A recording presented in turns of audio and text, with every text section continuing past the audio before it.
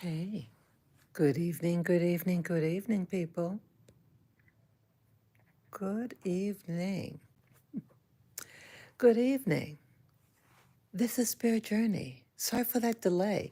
I couldn't see the screen and I wasn't sure. I thought I had it positioned in the right, pointing the right direction. My apology for that. How are we doing today? Yes, you're looking at my window. Oh, wow. Yes, this is Spirit Journey. Today is August 2025. And what time is it? Oh, I think it's like maybe 7 o'clock or something like that. I forget what time it is. Let me see what time it is. You know me and time. I'm fixated on time. Let me just see what time it is. Oops. Okay, 7:51. Yes, got a new watch. 7:51 in the PM. Sorry about that. I'm just fixated on time. I've always been that way. Always been that way, fixated on time. Yes, I hope you all are doing well. It seems like it's been a while since I've done a live stream.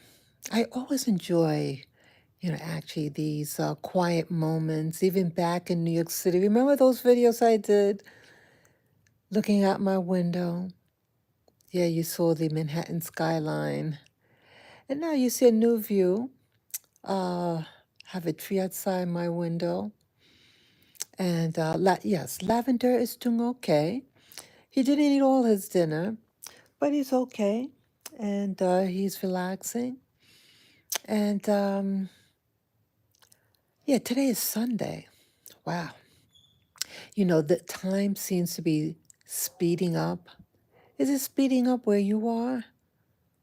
It seems like it's speeding up. It's like the next thing you know, it's the weekend. Can't believe it. Yeah, I'm doing okay.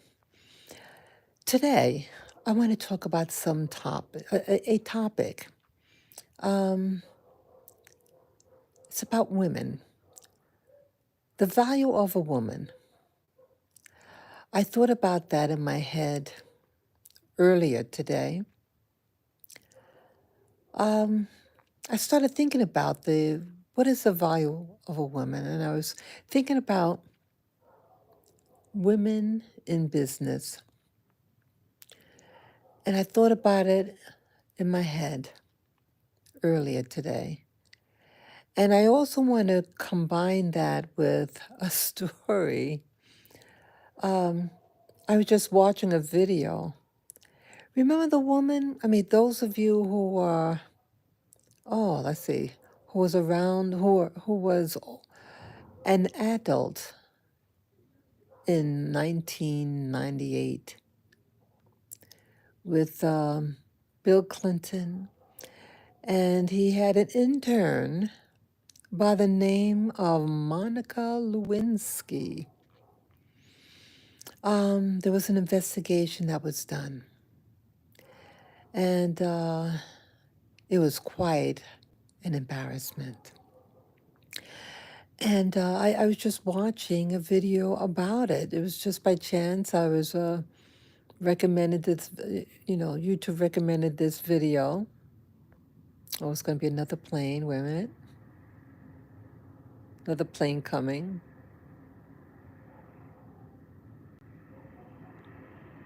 Okay, just a moment.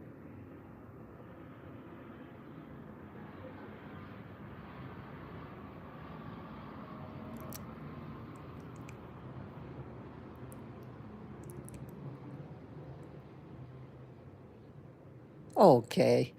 Yeah, I'm not here to compete with any plane going over my dwelling. But yes, so there was a scandal, and it took place in 98. And it was quite an embarrassment for me to see it. I remember I had taken, I had to relocate for work. And the night that I arrived at the guest house, I turned on the TV that was in the room, and my embarrassment about this affair that the then President Bill Clinton and an intern that worked alongside him by the name of Monica Lewinsky. And I remember seeing him say about that woman. I never had sexual relations with that woman. And I remember the embarrassment that I had.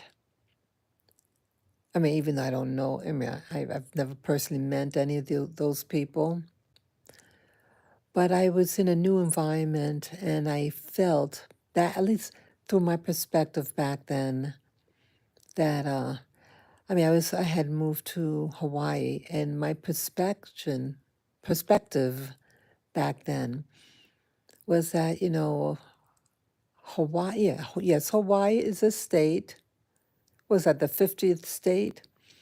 But culturally, historically, it was grafted onto America, the mainland, but not really, but it's not really, in my opinion, America. But yes, it is America, but culture is very different than, and the history is a little different than the rest of the U.S. mainland. And I felt it was exposing, the affair was exposing America, making us look quite foolish. That was my perspective back then. I was in my mid-30s at the time, and I think Bill Clinton was 40, about 40 at the time, and Monica Lewinsky was in her mid-20s. And yes, Bill Clinton was married to Hillary, and it's quite embarrassing. So I was just watching this brief documentary about it. And the aspect of that I want to discuss about the value of a woman is marketability and how much are you worth. And so that's my perspective. And so let me begin. So the first part that I wanted to talk about, my thoughts about, I think this is an important matter for any human being, but in particular about women. Women are historically that we're groomed to, or be raised to be like, even the Bible talks about women as the helpmate of the man. We're here to serve others, in particular our husbands, or let's say if she's not married, she's to serve her parents, to assist her parents. And we're taught that it's impolite to think confidently. We're not supposed to be arrogant. We're supposed to be meek and humble. You get what you're given, and it's impolite to ask for more, right? We're just supposed to just be content and just accept what people, and in particular men, give us. Whether you're on the job, it's impolite. It's impolite to think highly of yourself, to be confident. Those are all considered male attributes, right? Pretty much. And I pretty much was raised the same way. I think I was raised pretty much the same way, that it was not ladylike to be confident, to be bold, to be intelligent, to know the answer in the classroom. These are attributes that are considered more masculine. And what about pay? Paying for a job, you're going for a job and your credentials and everything. And how much are you worth? Oh, well, it's impolite to think highly of yourself. But the male counterpart, regardless of his ability, that they value themselves higher than the woman. And so if you see in business, you have men and women, same job title, who gets paid more? And that'll be your answer. Who do you usually see getting paid more? Or the male counterpart. So I remember, let me back up a little bit. I remember this woman, I used to work in retail. Yeah, I'm just remembering this story. I mean, I'll include in this live stream. I knew a woman. I was in my 30s back then. This was around the same time. This was 1999. I worked in retail in Hawaii at this particular point in my life. And there was a woman originally from the Philippines, very beautiful looking woman. I remember how long she had that long, silky hair. Oh yeah, I remember that. Very, very quiet, very soft spoken. She was not a talker at all. And I later learned why. She made all the. I'm not going to give the name of the company, but it was a jewelry company, and her job was to string the pearls, saltwater pearls, fresh pearls. She was very good at it. And she worked for the company, I think she said 15 years, 10 to 15 years doing the same job. And I remember we would have meetings. Well, the company will have the staff and our staff, and we would have these monthly meetings. It's really to encourage us it's very competitive because you would get commissions on the items that you sell. So it was commission driven, but yes, we had a base salary plus commission. And they wanted you to be competitive. They wanted you to have that edge on you. But the people who who were stringing the necklace, the pearl necklaces, they weren't to come to the meetings. They're just as much a part of the organization. I'm just mentioning that. But I say this in hindsight. But I felt that it's important to mention that she and the other stringer were not to attend these monthly meetings. Only the retail people who sold the items, not the people that helped manufacture some of the beautiful things that you sold. Oh, here, another plane, I'm sorry.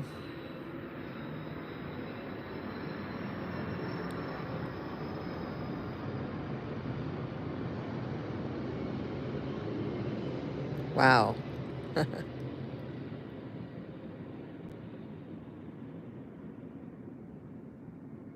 Okay. Yes, sorry about that again. So this young woman, she was just a little younger than me. I was in my mid 30s at that time. This is 1999. And the woman, there was an incident that happened. Now, again, she worked for the company for 10 to 15 years. And she had an accident. Well, an accident was done upon her. She was in the office, And one of the supervisors was walking by, bumps into, he was a big guy. There was a table on top of it. There was a chair on top of a table. And he bumped into it, and the thing fell on the woman's back. And she's one of those very tiny Filipino ladies, very petite. She gets injured. And she's out of commission. And I think they let her go. Could you believe that?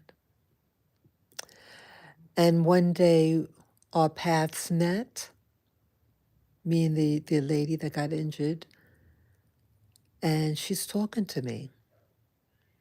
And she tells her story. This is her story. She told me what happened, the table falling her back. And the guy feels upset about what happened. It was a complete accident. And that her health, she couldn't sit and do her job. And they let her go. And she was upset about, she was just venting to me. And she had told me this story that she was with the company for X number of years, and she never got a raise. And someone had been talking to her. And I think they encouraged her that, you're with the company that long, you should ask for a raise. And so she does. And guess what? Now, this lady did fabulous work. Now, she's with the company for 10, 15 years. You know how much they gave her in a raise? 25 cents. 25 American cents. And she was with the company for 10, 15 years, producing fabulous work. They didn't like that she asked for a raise. And I was angry for her, I remember. And she was also vented that when she had to work in the office, when she wasn't stringing pearls, that there was a white lady from the mainland, and she would get all stressed out and get cranky. And the Filipino woman felt that she had to fix things. She has to make the white woman from the mainland, U.S. mainland, she had to fix her, make her feel better. And she felt that she was supposed to or required to give her neck massages. You heard me right. And I'm listening to the story. And I know this woman, I know the person who she's talking about, the same person who hired me, who interviewed me, hired me. And yeah, I had gotten fired from that job also. It was horrible. And I felt badly for her.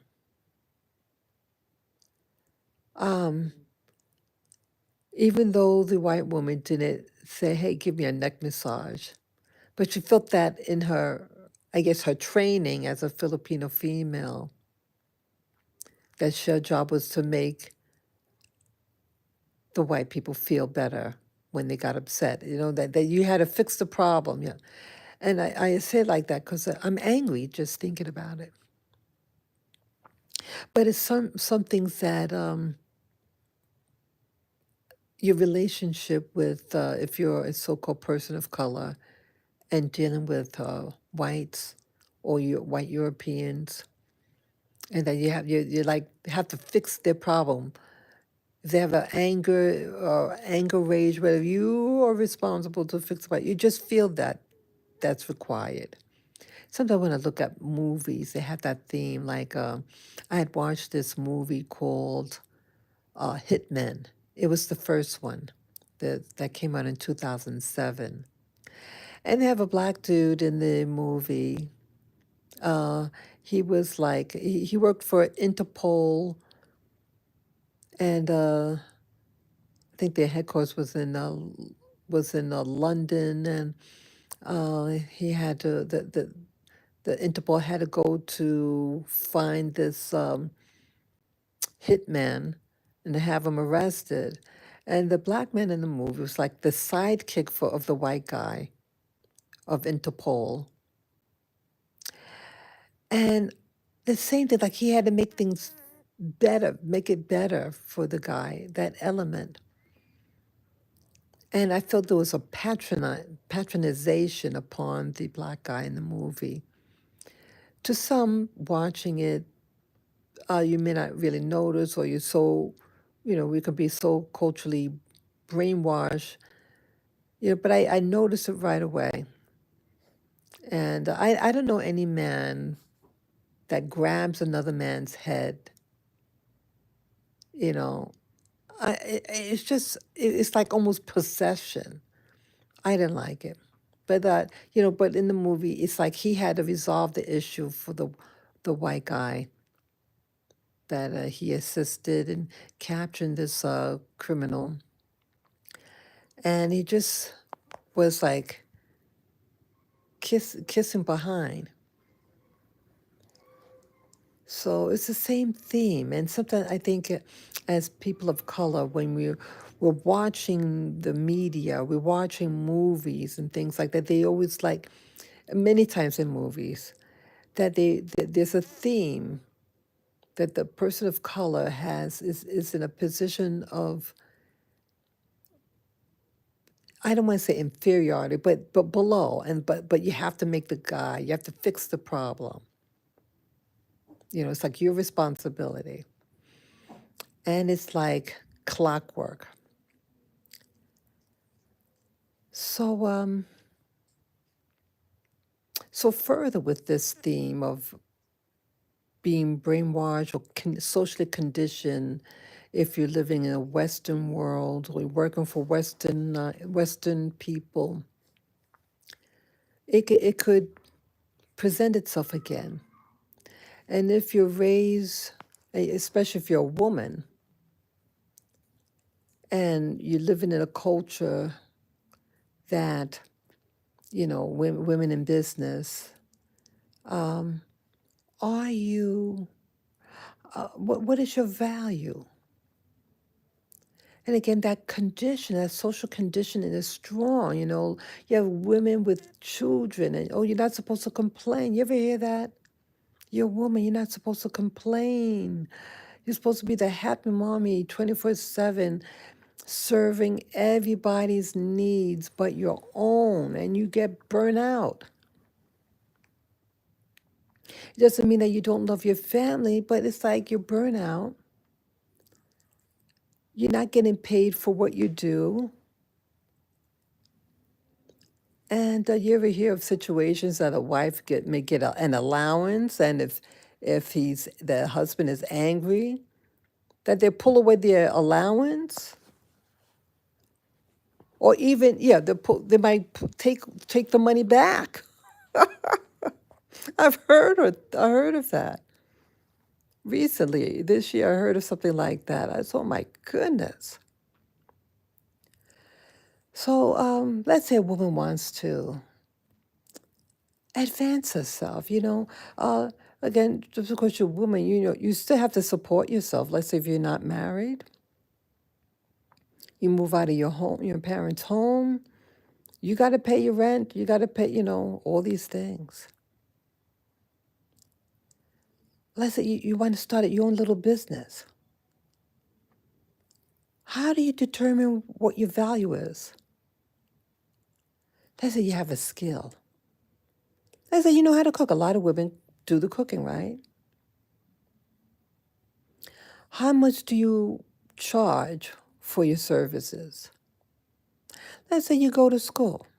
Let's say you took a baking course.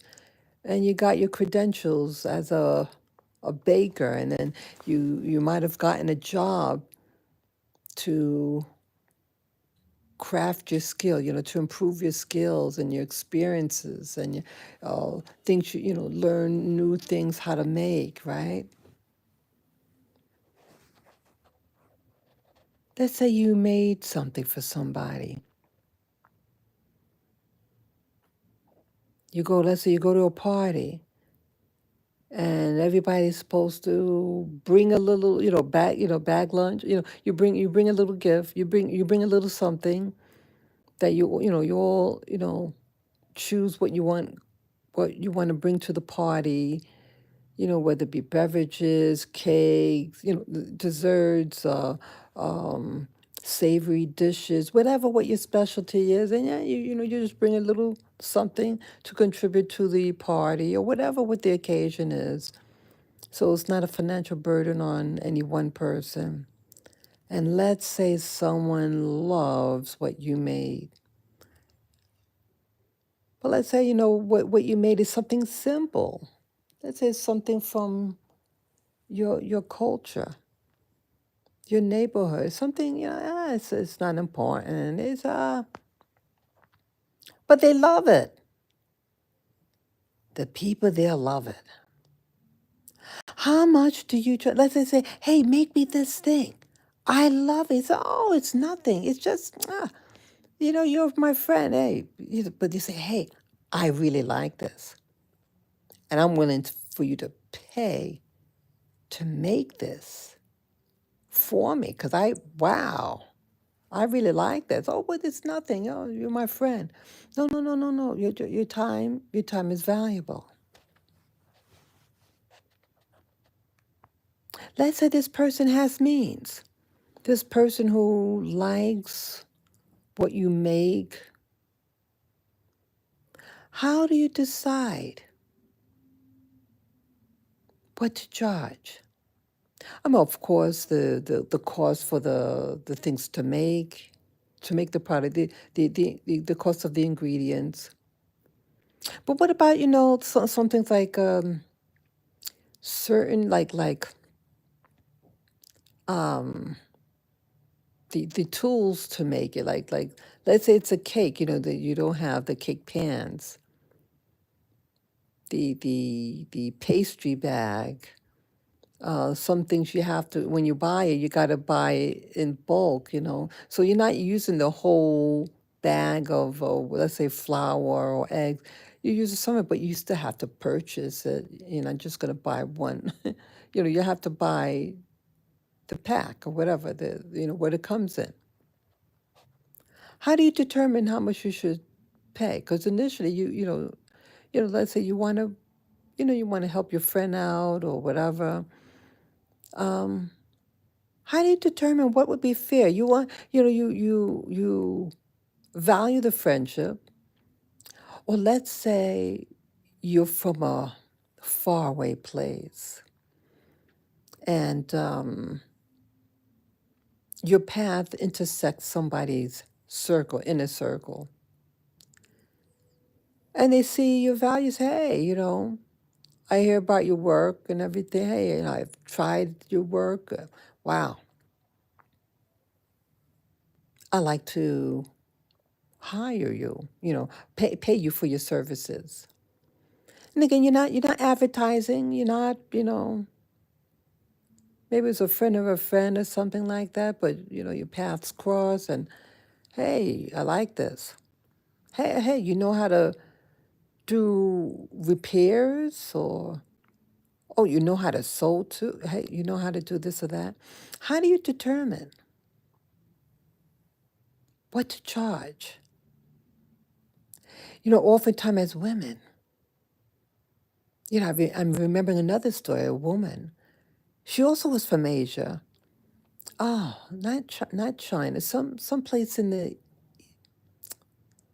East, but it wasn't China. Um,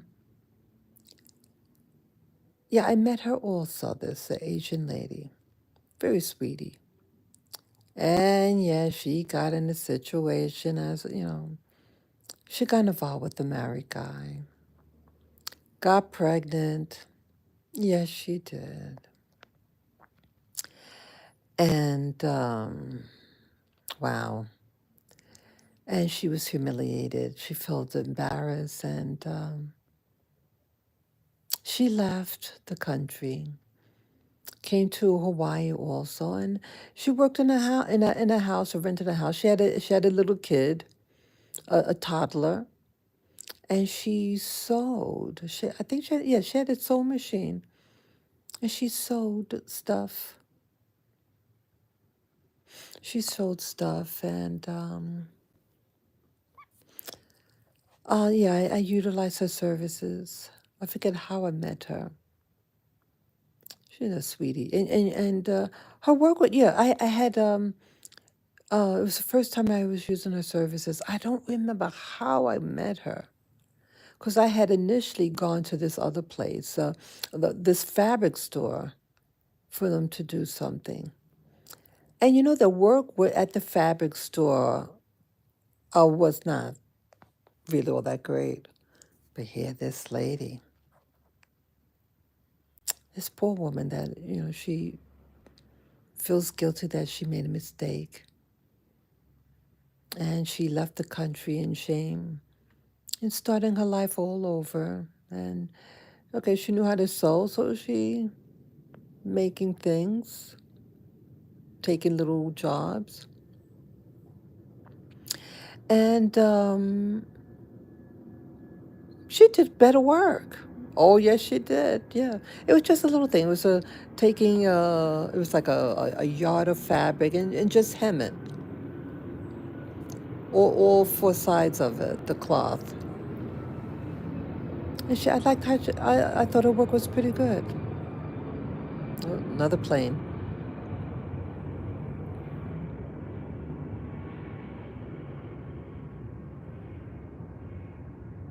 I paid for her services. I paid what she said what the cost was.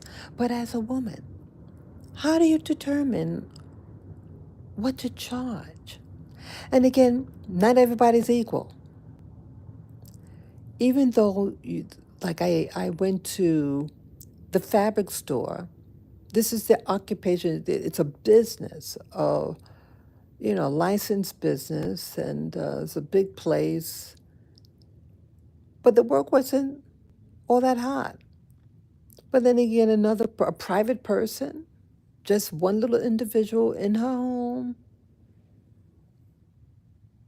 and the home wasn't really childproof, and the child might get into the pins, because the kid is just there walking around, little toddler. So the dangers of, how, she just lived in a little room. But her work was better. So you have people who do work, people who should actually produce better work, but it's not, but might get paid more because, the rent of the place and the electricity is a whole business, blah, blah, blah, blah, blah. They may charge more, but the work really isn't that good. But here's someone very modest, humble, shared her life story. And I think her work, what she charged was a little less. But how do you determine? I'm just, just thinking about these women that I met. How do you place your value as a woman? Let's say you went to school to learn a particular skill. You worked for different companies, but you haven't been in the field for a while, and let's say you retired. And someone say, hey, I find out about your skills. Hey, I saw your work. And then they offer, hey, I want you to do this for me. I'll pay you. And let's say they have money. Let's say it's a big opportunity that this person This person, you got access to their inner circle. Let's say they're part of a community of people, of professionals, leaders of countries, figureheads. And then they notice your work and they approach you. So you're not soliciting. But in essence, don't we solicit it, don't we market ourselves? I shouldn't say solicit, but dearly, don't we market ourselves by how we present ourselves? Let's say how you dress. Now we have all different types of people and they carry themselves differently. You have people who might wear simple clothes. You have other people who wear something um, higher end or just a better quality clothes. Let's say they're well groomed, they're clean. Aren't you representing yourself and to the a particular standard? And again, to maintain that standard, it's going to be of higher value. More is required for you to maintain that standard of presentation to your natural self. You wear a certain type of clothes. You buy your clothes from certain places. Maybe you eat at certain places. You buy foods of its particular quality. Not everybody eats the same quality. Some people, they like certain grades of food. Let's say some people buy olive oil. Well, there's the first cold press olive oil, and then you have the olive oil that like pumice oil. Pumice oil is the lowest grade of olive oil. It is like the last extraction of already pressed olives. It is the lowest quality imaginable, but you could still use it. But let's say, you're a type of person, you want the first cold press of that olive oil and you use it in salads and sautés and things like that. So not everybody's equal in what they do. Yeah, those who buy the first cold press olive oil, and then you got those who buy the pumice oil. You know what I'm getting at? So not everybody is equal in their abilities. Or let's say again, when you look at somebody, yeah, some people who don't, maybe they're not into ironing their clothes. Some people don't want to wash. They don't feel like fixing their hair up. And then you got those, they like to be immaculate. They are immaculate.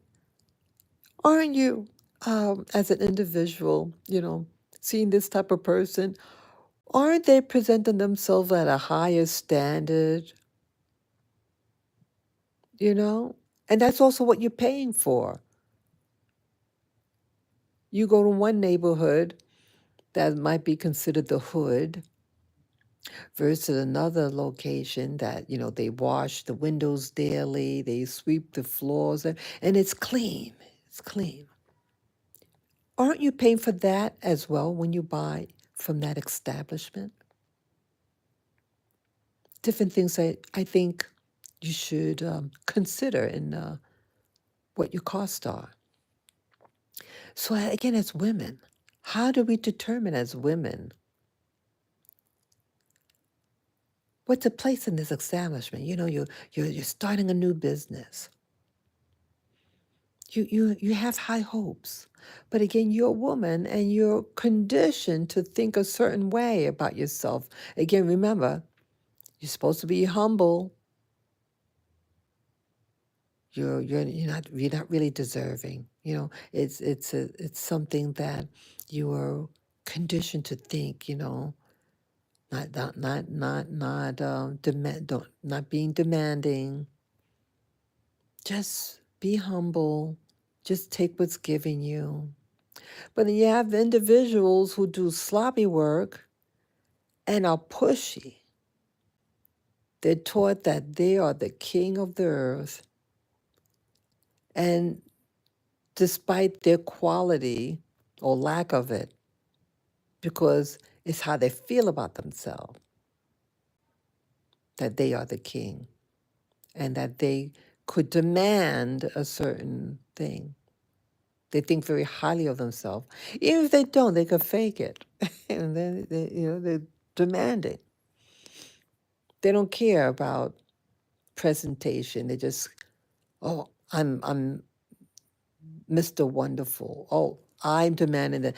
Some people could put a good front, but the work may not even be good. And then you got someone, Miss Meek, feeling inferior, lonely. Oh, and not supposed to require much because that's not ladylike. What is the fair market value? How do you find out the fair market value for a product or service you give? What is the fair market value? Again, you got a man and a woman. Let's say they have the same skills. The cost. What should you charge for your services? So it's a question. And this is also leading to the Monica Lewinsky scandal. Remember Monica Lewinsky, people? Remember her? Well, why do I mention her? Well, I was, as I mentioned earlier in this live stream, her value. The documentary discussed the scandal that happened with Monica.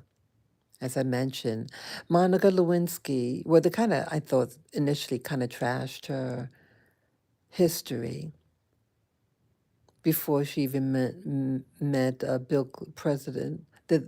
then President Clinton. She had a reputation, she made a poor choice in her life. And unfortunately, that poor choice extended into the White House. She had an affair with the then President Bill Clinton. And I remember that scandal so clearly. Again, I was relocating to a different state. And again, I mentioned that state, to me, I felt it was almost like a foreign country. Ethnically, the location in Hawaii, it's just very different from the mainland. And I felt that embarrassed for her, very embarrassed, and I felt like people in the mainland were looking like trash, and my coming from the U.S. mainland, that I felt that I thought that I would be included in that mess because where I'm from. But either way, it was a long time ago, 1998. And I had just arrived and I was in the guest house. And I remember the shame I felt as a woman. And I hear Clinton saying, I never had sexual relations with that woman. I remember that. I felt so embarrassed and ashamed being a woman. It's just how I felt at the time. So either way, Monica Lewinsky she had confided, she was in her 20s, and she confided in a woman that was in her 40s about her involvement. And I'm not sure if they were living in the same place, but she was on the phone. Monica was on the phone, and this, I forget the lady's name, the older lady, last name Tripp. And she later learned, the older lady later learned that she was involved with the then president, and she was in politics, government or something. And she did a no-no in my opinion. She was taping the conversation with a so-called friend, acquaintance, had many hours of tape on her. And later these tapes were used against Monica. They were trying to have the then president, impeached and kicked out of office. And there was other scandal. A woman had accused the then president of a no-no. And they wanted to get rid of him and using Monica for the incident that happened with the other lady, if that makes sense. So they want to get rid of the then president, Clinton. Clinton was allegedly involved with this other woman. And so to try to make that incident stick, to have another woman who's involved with him, and again, Clinton was married, so it'll strengthen the case, well, because it'll set a pattern that, okay, he messes around with women, and here he's messing with another woman. So that's what they're trying to do. And so in short, the Monica was, well, she had evidence. Yeah, her so-called friend, Miss Tripp. I don't want to get too vulgar, anything like that, but that Monica had proof that a particular encounter happened between she and the man, and that evidence was, or DNA was on a dress that she had, and the friend said, I think, don't wear the dress again, but just keep it in a bag or something because it might be your safety line later on. I don't know. I don't know. But Monica listened. And as you would have it, this so-called friend, the older friend, Miss Tripp, released information and dragged Monica into this other battle with the then president, with this allegation of this other woman that he was involved with. That what was it? It was, I think, not consensual or something. And Monica doesn't want to get involved in this other mess, but she's dragged in, and initially she says, no, nothing happened. But something did happen. She was protecting herself, her reputation. Yeah, she didn't want people to know her business, and she's embarrassed. And this news was out in public, and on newspaper, front page news, in these newspapers and on television, and it was a big mess.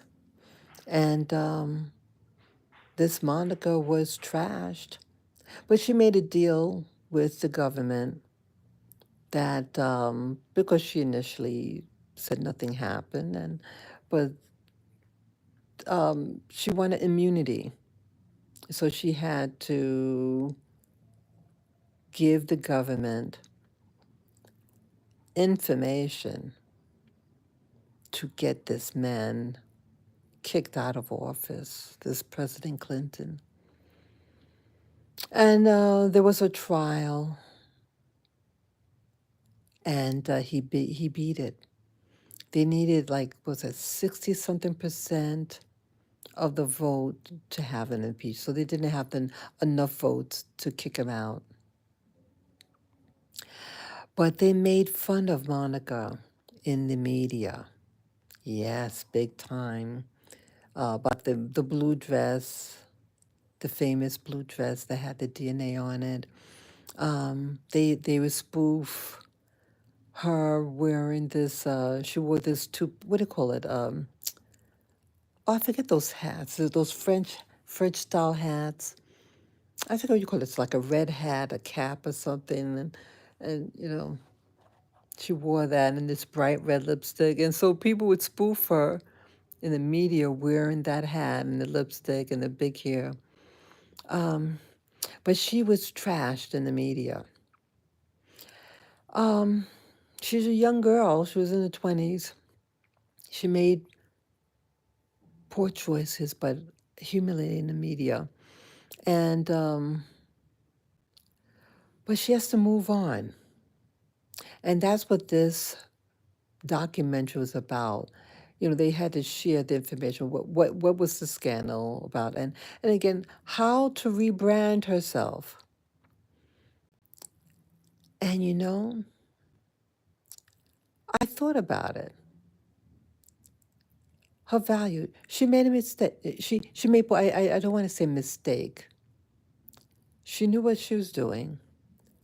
She really thought that he was going to leave his wife and have a relationship with her. And she was told that he was involved with many women. He hurt her feelings, and she was humiliated. But she has to move forward, right? She got to move forward in life. And that's what this video was about. She had to move forward.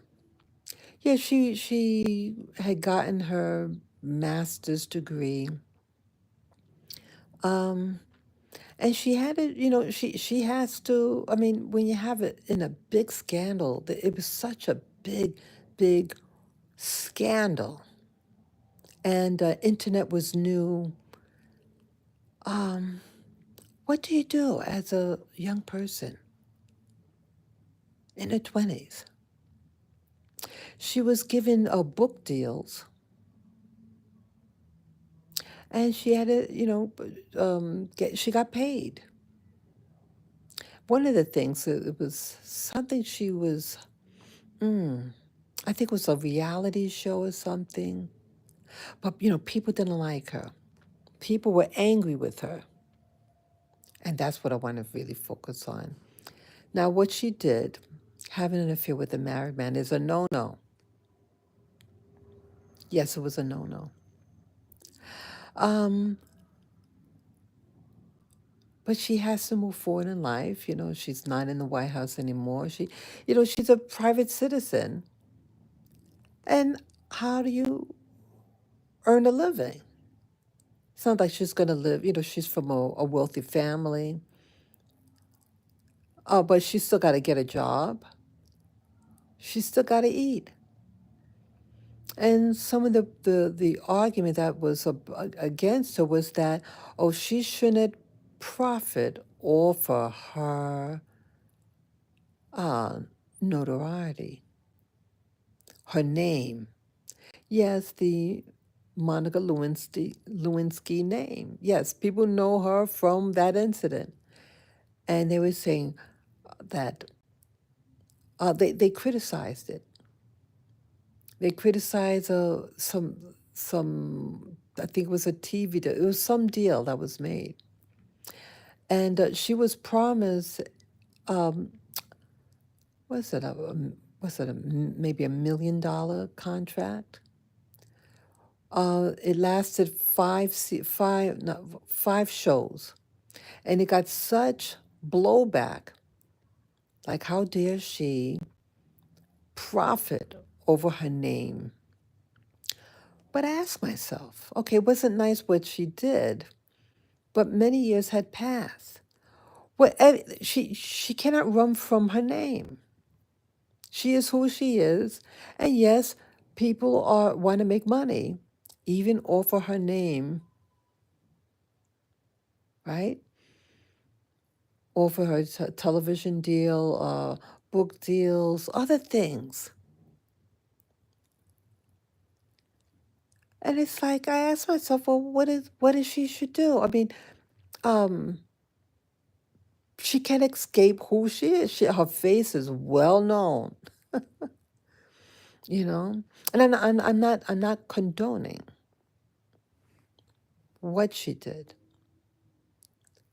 but in American politics and culture, whether someone is good or bad, is known for something good or something bad, people market it. And people market based on something. When you're marketing yourself, again, about value, who are you? She's from a rich family. And that's also what people place a value. Let's say, you're from your family is a famous family generationally from America, or let's say you're a royal family. Your name precedes you. And that's part of what people are paying for when they want to buy something from you. They're buying a piece of your energy. There's energy about you, energy of value, energy of the family name. You're buying into a family name.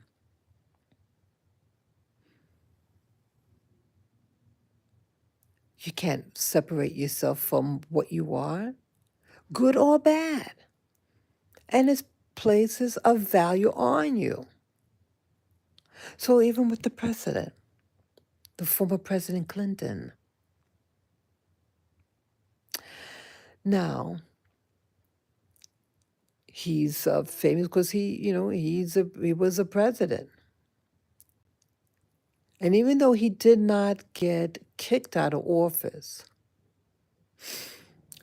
he still has to move on himself. And after his presidency, he did book deals also. And he did lectures. Why were people going to see his lecture? Because of who he was. The former president of the United States. Right? He's a former president. That's what he's paying for. That's what people are paying for. They're paying for what he was. To have access to him because of what he was. Being a president of a major country, the connections you can make from that person, just maybe even sitting next to them, whether they were good or bad, the association of being connected with someone of that caliber, good or bad. I'm not saying that that their behavior was good. I'm just saying what they are, what you are paying for. And Clinton was able to get all these book deals and get a lot of money, getting paid more money after the White House.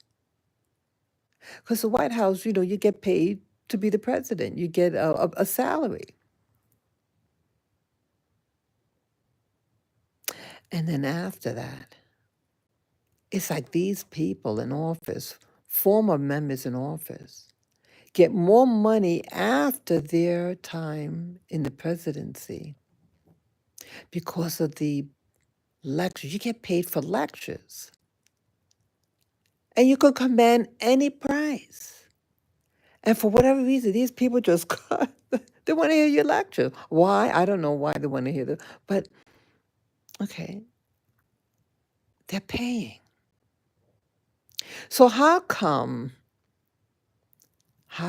people, he was permitted to earn money and command a high salary for lectures to hear him talk about who knows what? He's out of the White House.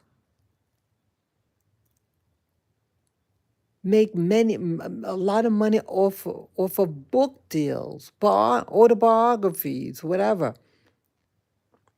He could write and talk about anything, and people will eat it up. Why? Is not he profiting off of his name, his notoriety, his heritage? He was never condemned about people going and wanting to see him at a lecture. And I never heard, how did he make money off of that scandal and post presidential era? Why did we not hear that? But Monica Lewinsky, and again, she was much younger, very naive, and trusting, and made a poor choice, though. Why is she condemned to profit off of her notoriety? These are the questions that you ask yourself, especially if you're a woman. Your value. And I had said in the comment of that video that I was watching regarding Monica Lewinsky and Clinton about the Scarlet Letter. Yeah, there was a book that I had to read in high school called The Scarlet Letter by Nathaniel Hawthorne, a British guy. And it focused on a woman, a young woman, who gets involved with I think it was a priest. And she got pregnant. And she stays in the town, and she, in my opinion, she foolishly walks around advertising, so to speak, her shame. She sewed on her garment, her breast, the top part of the dress, the letter A, meaning that she is an adulterer. But she never mentioned who the father was of a kid. Again, it was scandalous for women. What was it? In the 1800s, I think it was. But it was scandal for a woman to not be married and have a baby. But she doesn't say who the father is, and she's treated like crap. But she's walking around with this letter, everybody, I'm an adulterer. And in the end, the priest that got her pregnant is feeling like crap. The shame. He's feeling shame too. But he doesn't walk around with the scarlet letter on his breast. Yeah, he gets eaten up a lot. His shit. He's angry because he can't admit to the public that he's the father. I said to myself, what a dumb story. Honey, you made a mistake. Girlie, you made a mistake. But a woman cannot really hide her pregnancy for too long. That baby come out. She has to take care of that kid. Leave town. Leave town. That's what I tell her. That's what I said. You made a mistake. You got involved with the priest. Why do women walk around in life with a scarlet letter on her breast, telling society that you're an adulterer, I'm a bad, but yet you made a mistake? Oh, the priest wasn't married, of course. He was not married. So you're both single, but you engaged in what you engaged in, and a baby. Move on. God should have married her, right? But things like this happen to women. We walk around with this shame all our lives. But the men that played a big part, and again, a priest, the priest made the vow, not she. He made the vow of celibacy, not she. So wasn't he required to wear a scarlet letter and tell everybody, oh, but no, it doesn't happen. But his guilt increased. I think it would happen at the end, but his guilt, the guilt this man has, this young guy, young priest. But this woman is walking around with the letter A to advertise that she is an adulterer. Hey, woman, move on. You made a mistake. We as humans make mistakes, or I should say poor choices in life. But it shouldn't be used against you, not like that. Move away and start your life over somewhere else. And stop advertising about what happened in your life. It's not fair. Especially if the man is so much more valued in society, shouldn't he be the one to have the shame and not the person that is considered beneath? It's really something how we, as women, what we do culturally. And books like that, The Scarlet Letter, is one of those things that recondition women, program women to advertise about your shame. And it has to stop. Your value. If that priest can go and have people give him tithes and offerings, whatever, being a priest, and about the scandal, he never once paid for that kid.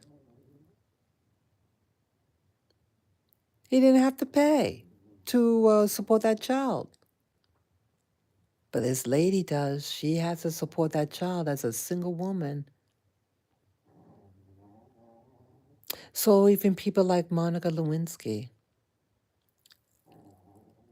she made a poor choice in getting involved with the married man who manipulated her, who what happened. He knew better. He knew better. And he's allowed. His reputation never got tarnished. People still do business, invites, all these things. His status was never decreased in all this. He became more wealthy. So why not people like Monica Lewinsky, who also has a value, who has to pay her bills, but here they punished her and said, how dare she profit off of her name or notoriety, yet the male counterpart who knew better, again, she wasn't married, he was,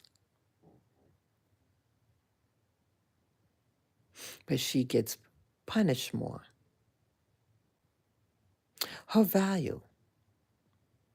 Yeah, she even tried to do Jenny Craig, I think it was Jenny Craig, and they offered her money to do a Jenny Craig that they said you lose, what was that, 40 pounds in X amount of time, and we'll pay you X amount. They did a contract with her. Well, people got upset. How dare she? Well, the fact that that company, they knew, everybody knows, she can't hide from who she is. Okay, it happened. The company, hey, she's a woman. She's a single woman. She's a big, what people criticize her weight.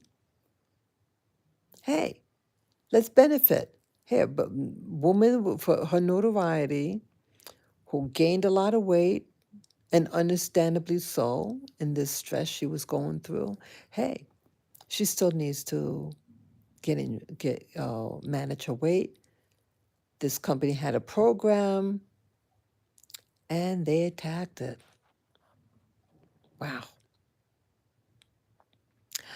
I don't like that. I don't like that.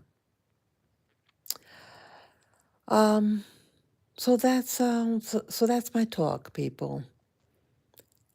The value of a woman, whether you're someone like Monica Lewinsky who had an affair with a married man, and many years passed, and remarketing yourself. You can't like get a regular job. You think she's going to get a job at McDonald's?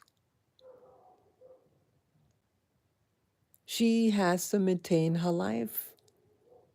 She's still someone from a particular socioeconomic, and you want to continue and live and support yourself according to what social group you're in. And that's any woman. Any woman. You still have to move on. So how do you decide what is fair in how you market yourself and your woman, single woman? How do you place a value?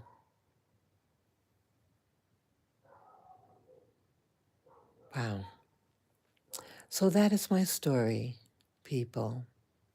This Sunday evening, just lying down in bed, looking and staring at my window that you see. Yeah, we as humans, we're to learn from our mistakes. And we all make mistakes. And there's a point when if someone is repentant, they're no longer that person. And I guess depending on the type of poor choice. And if everybody knows about the situation, it's like that. It's not like she is pretending she's not what happened. It happened.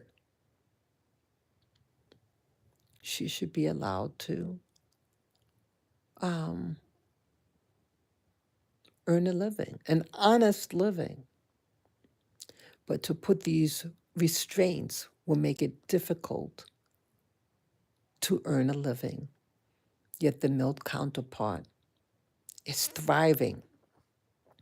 That's what my concern is. You are valuable. We are all valuable, men and women. We're all valuable.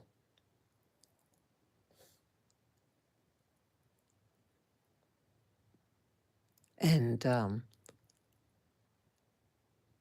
provide good service, a good product,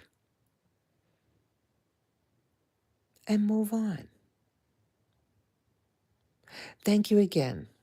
Let me know what you think about these topics that I talked about with the value of a woman. How do we decide? There are different variables out there that determine value. But I think ultimately it is the person that is providing the product or the service that places a value. And it's either you accept the terms of that person or not. But whatever what you do, I think provide that service or product with dignity and skill, and always wanting to value the client who's paying for your service or product. It has to be a mutual respect.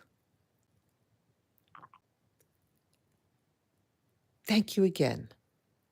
Peace, love, joy, and harmony.